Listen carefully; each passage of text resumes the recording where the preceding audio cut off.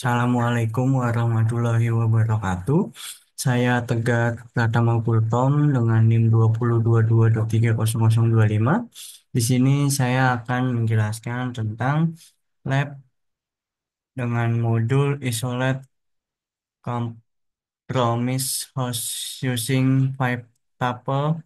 Di sini kita mulai dari objektifnya part 1 review alert in Guild, part 2 pivot to Wireshark, part 3 pivot to Kibana. Nah, pertama-tama part 1 yaitu review alerts in Squil. Di sini kita sudah buka security onionnya, kemudian kita login dengan user analysis dan passwordnya CyberOps. Kita ketik analisis, passwordnya CyberOps. Nah, sudah kita login. Nah, kita tunggu loginnya.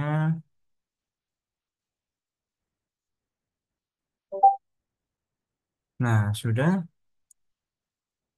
kita menunggu untuk masuk ke dalam security onionnya.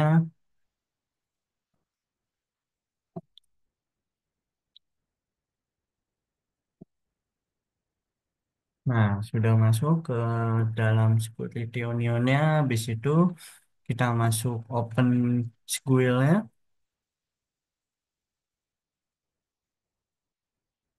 Nah, kita masuk ke sini, bagian sini. Kita masuk username-nya sama seperti yang tadi kita masuk ke security onionnya, analisis, passwordnya CyberOps. Kita klik OK. Nah, setelah itu open Squirrel and login. Klik select all to select in the interface and then start Squirrel. Kita select all. Nah, sudah kita selection, kita start. Nah, kita sudah masuk ke dalam Squirrel-nya. Habis itu review the events list in the event message column. One of these messages is GPL attached response ID check return it. Nah, di sini kita cari GPL-nya. Nah, di sini sudah ada GPL-nya ya. Kita sudah ketemu dengan search IP-nya 209.165.200.203.235.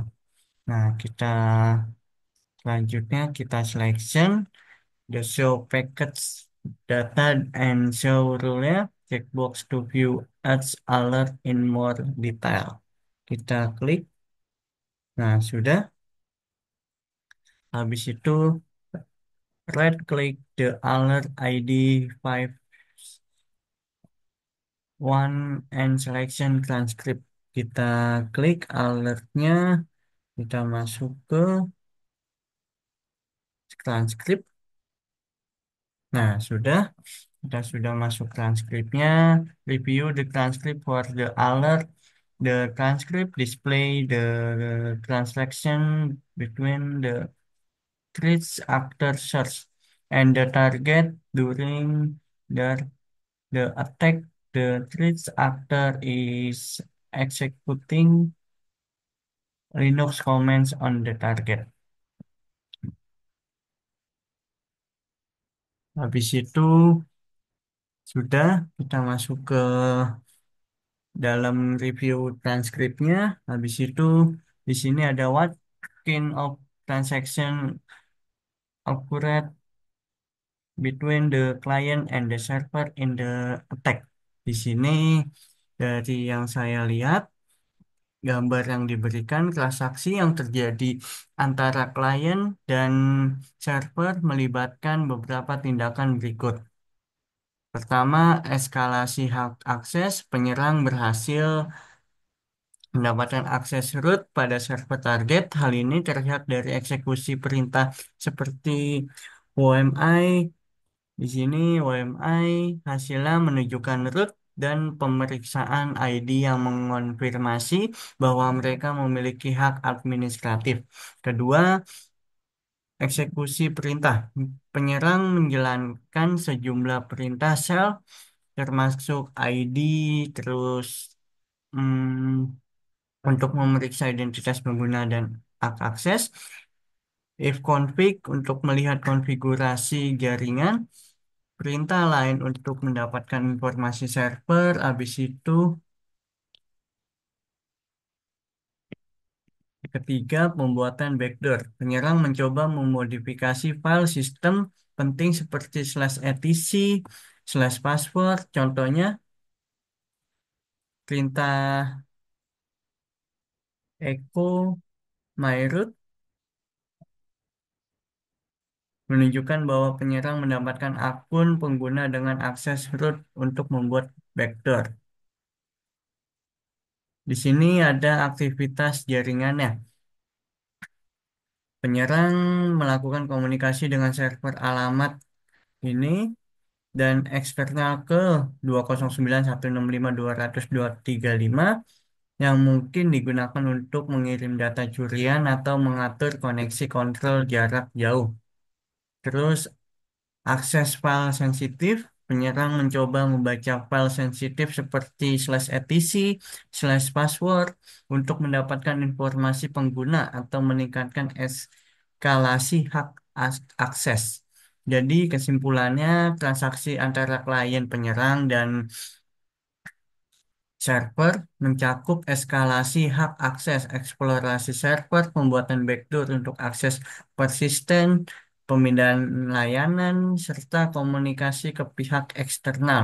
Ini adalah bagian dari serangan yang bertujuan untuk mengeksploitasi kerentanan atau kredensial yang lemah di server. Nah, sudah untuk bagian part satunya yaitu review alert in Squirrel. Selanjutnya kita masuk ke part 2-nya yaitu pivot to Wireshark. Dan untuk part 2-nya pivot to Wireshark, selection the alert that provide you with the transcript from the previous step. Right click the alert ID 51 and selection Wireshark. Nah, kita masuk ke alert ID-nya. Kita seperti tadi kan kalau tadi transkrip sekarang Wireshark. Kita masuk ke Wireshark-nya.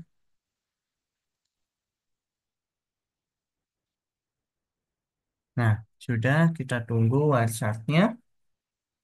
Habis itu kita cari dengan ID yang tadi, search-nya 209 ini.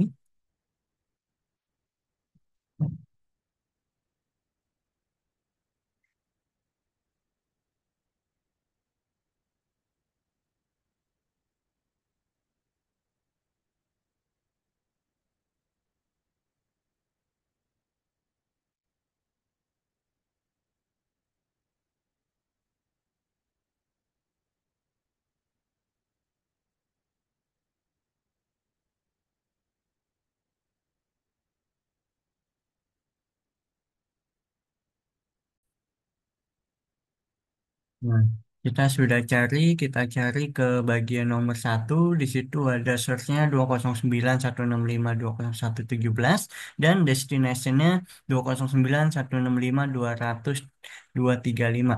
Terus kita klik kanan, habis itu selanjutnya di sini to view all packets that are assembled in the TCP conversation, right click any packet and selection follow TCP stream. Kita follow, kita cari follow TCP. stream. Nah, sudah. Habis itu di sini ada TCP streamnya.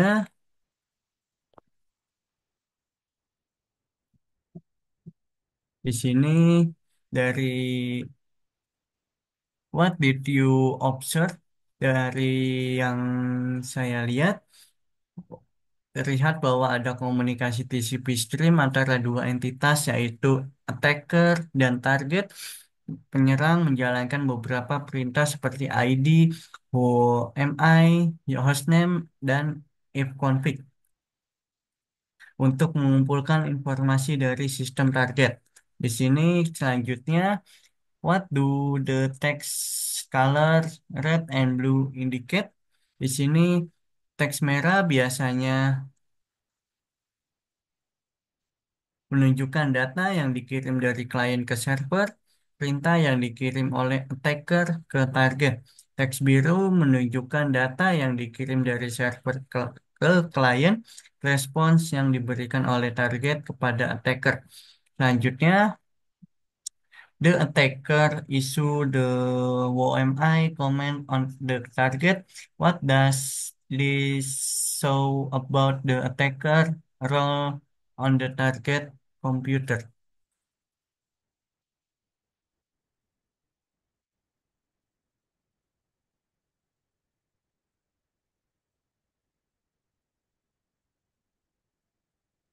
Ketika attacker menjalankan perintah OMI, respons menunjukkan root. Ini berarti attacker berhasil mendapatkan akses sebagai pengguna root di komputer target.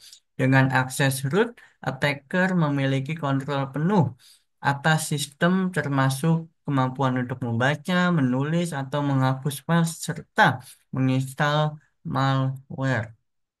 Selanjutnya, scroll through the TCP stream. What kind of data has the threat actor been reading? Dari TCP stream terlihat bahwa attacker membaca informasi sensitif seperti informasi jaringan, yaitu output dari perintah ifconfig yang mencakup IP address, MAC address, dan detail jaringan lainnya. Kedua, informasi host. Output dari perintah hostname untuk mengetahui nama komputer target. Ketiga, hak akses. Output dari perintah ID dan OMI untuk memastikan peran dan tingkat akses attacker di sistem. Nah, sudah. Selanjutnya part 3-nya pivot to Kibana, return to Sguil, right click either the source or destination IP for the alert ID 51 and selection Kibana IP lookup search IP. Enter username analysis dan passwordnya yaitu CyberOps prompt by Kibana. Kita balik lagi ke Seguil. Nah, terus kita masuk ke search IP. Kita masuk search IP. Terus Kibana lookup. Habis itu search IP. Kita tunggu.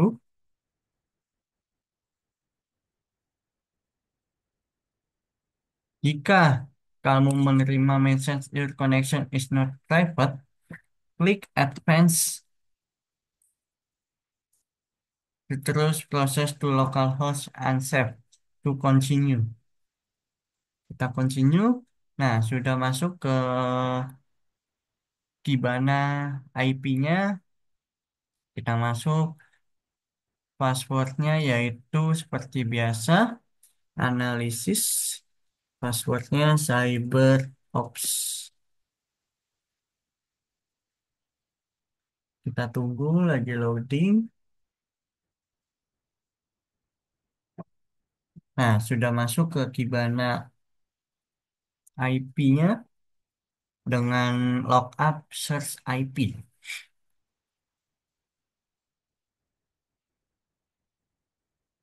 Kita tunggu masih loading.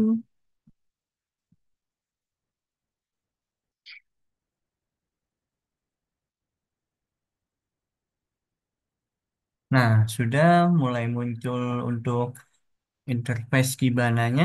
Kita tunggu masih loading.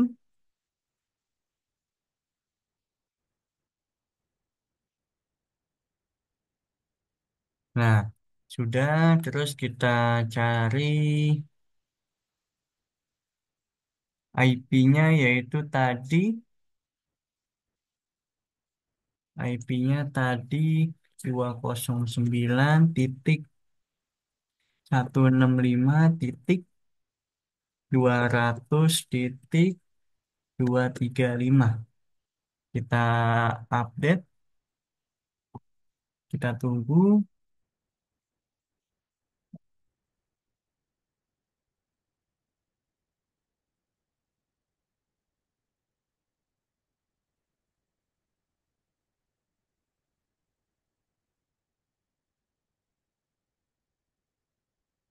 If the time range is the last 24 hours change. Oh, kita ganti last hours-nya, kita ganti absolute. Terus eh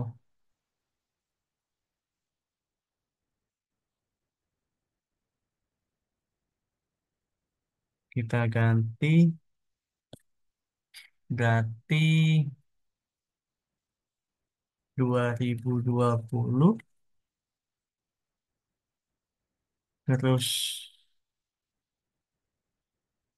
June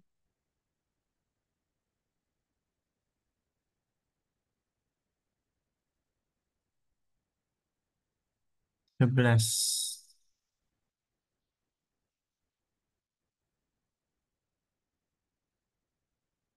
07, habis itu 11. Nah,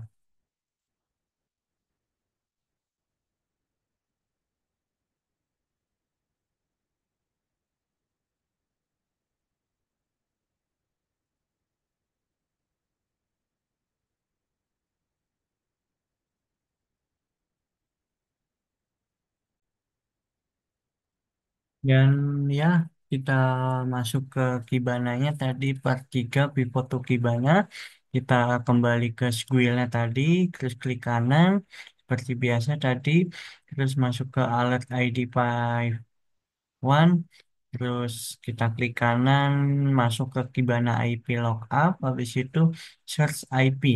Nih di sini jika kalau menerima message your connection is not private, klik advanced process to localhost unsafe to continue.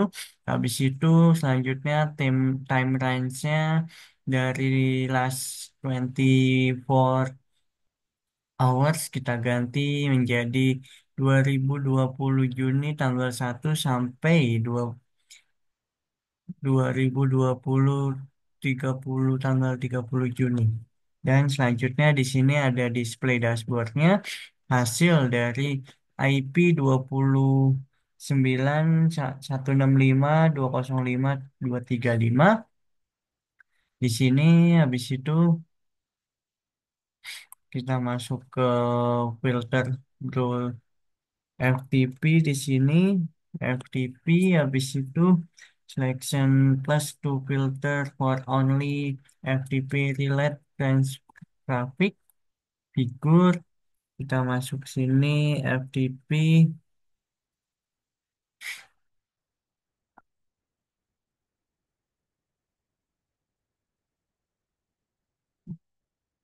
kita tunggu, kita scroll ke bawah, kita masuk ke nah FTP logs-nya search and destination IP address and port number for the FTP traffic-nya. Di sini ada search IP-nya 192.168.011 dan 192.168.011. Destination-nya sama 209.165.200.235. Destination port-nya 21 dan ID-nya pada tanggal 11 Juni 2020. Dan selanjutnya kita masuk di antara log entry scroll up back to the alert underscore ID. Kita masuk ke ID-nya.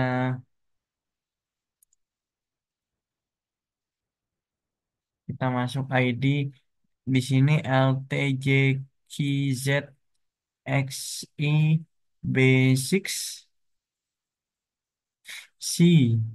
Kita masuk.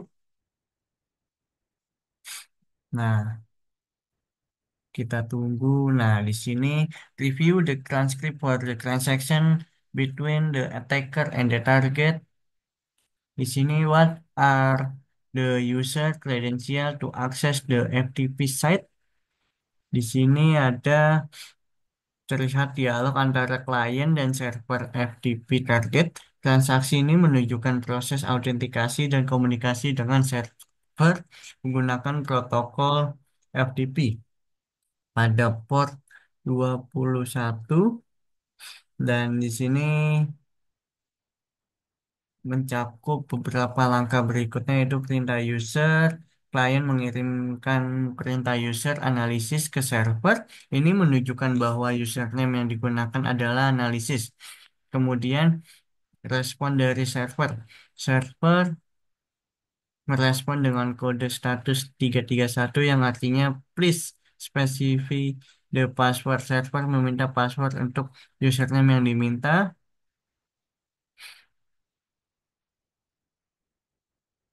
Terus perintah password, klien kemudian mengirimkan perintah password CyberOps menunjukkan bahwa password yang digunakan adalah CyberOps. Respon berhasil, server merespon dengan kode status 230 yang artinya login successful, autentikasi berhasil, dan klien diberikan akses ke layanan FTP. Analisis kredensial dari langkah-langkah di atas, kredensial yang digunakan oleh attacker untuk mengakses FTP adalah username, analisis password, CyberOps. Terus eh, dengan ini kita dapat lebih waspada terhadap potensi eksploitasi yang dilakukan oleh attacker melalui layanan FTP. Pastikan sistem memiliki kebijakan keamanan seperti autentikasi yang kuat dan enkripsi protokol seperti FTPS. Dan selanjutnya kita navigate to the top of the dashboard, select files under the Jack Hunting heading in the left panel as shown in the figure. This will allow you to review the types of the file that were low. Kita masuk, kita balik ke home, kita tunggu, habis itu Zack Hunting, masuk ke files, kita masuk ke files, dan kita masuk ke files, dan ya di sini ada, sini what are different types of files? Look at the meme types section of the screen. Ini kita scroll ke bawah.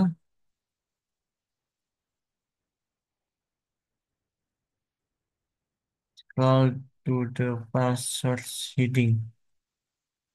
File source heading. Nah, di sini.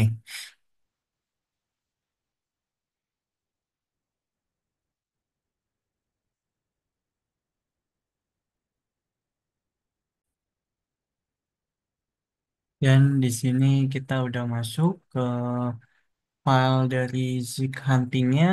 Dan di sini, what are the different types of files? Look at the meme type section of the screen. Di sini ada meme type dengan bar chart. Di sini pada bagian meme type di layar terdapat beberapa jenis file yang terdeteksi berdasarkan jenisnya. Di sini ada text plain. File ini berisi teks tanpa format khusus seperti file.txt, image, atau PNG. Di sini file gambar yang menggunakan format PNG Portable Network Graphics biasanya digunakan untuk gambar dengan latar transparan teks atau HTML. Di sini ada selanjutnya ada teks atau HTML. File teks dalam format HTML biasanya digunakan untuk halaman web. Selanjutnya ada image slash GIF. File gambar yang menggunakan format GIF, grafis interchange format. Format ini sering digunakan untuk animasi sederhana. Selanjutnya ada nih image slash X icon. File gambar yang digunakan sebagai icon seperti favicon untuk situs web. Nah, kelima jenis ini terdeteksi berdasarkan aktivitas jaringan dan dianalisis menggunakan jack hunting melalui antarmuka Kibana. Jumlah file untuk setiap tipe file juga ditampilkan dalam grafik batang.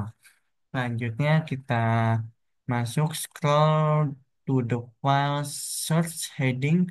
What are the file search list? Di sini ada file search. Di sini ada jenis search yaitu HTTP dan FTP data.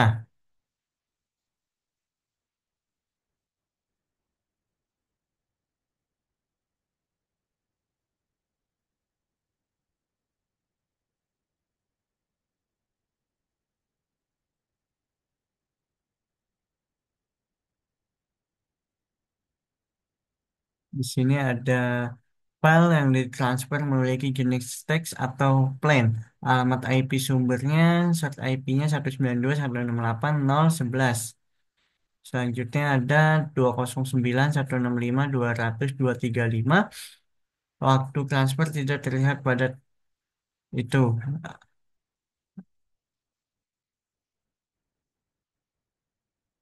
Di sini ada HTTP dan FTP data. Akunnya 22 dan 1. Selanjutnya filter for FTP underscore data by offering over the empty space next to the count for FTP data. Kita sini FTP data kita tambahin filter, kita tunggu datanya muncul. Nah, sudah. Dan di sini kita scroll.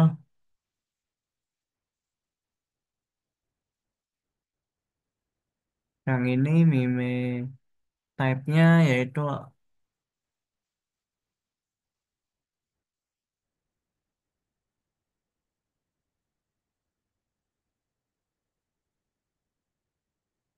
text plain. Di sini ada mungkin IP-nya 209.165.200.235, yaitu memiliki alamat IP sumbernya. Habis itu selanjutnya di file logs-nya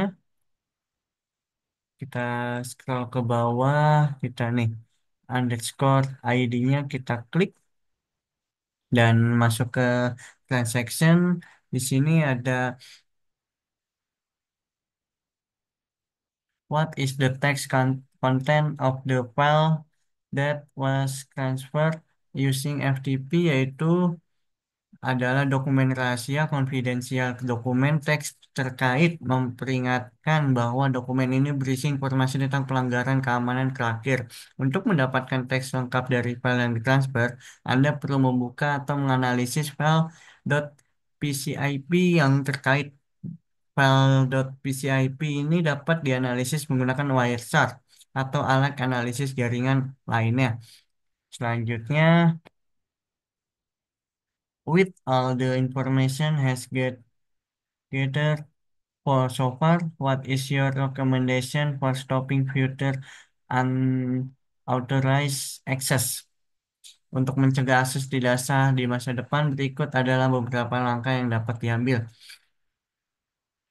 Tingkatkan keamanan pada protokol FTP. beralih dari FTP ke FTPS atau SFTP yang lebih aman karena FTP biasa tidak mengenkripsi data.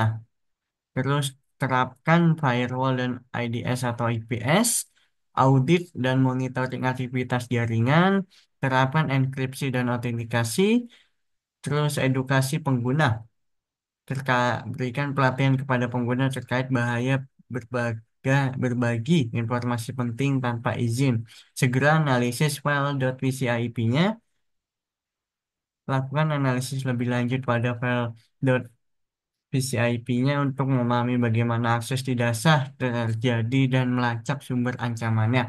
Dan sekian dari saya untuk penjelasan dan membahas pada lab isolate compromise host using pipe tuple. Dan sekian dari saya, apabila ada kesalahan mohon dimaafkan. Assalamualaikum warahmatullahi wabarakatuh.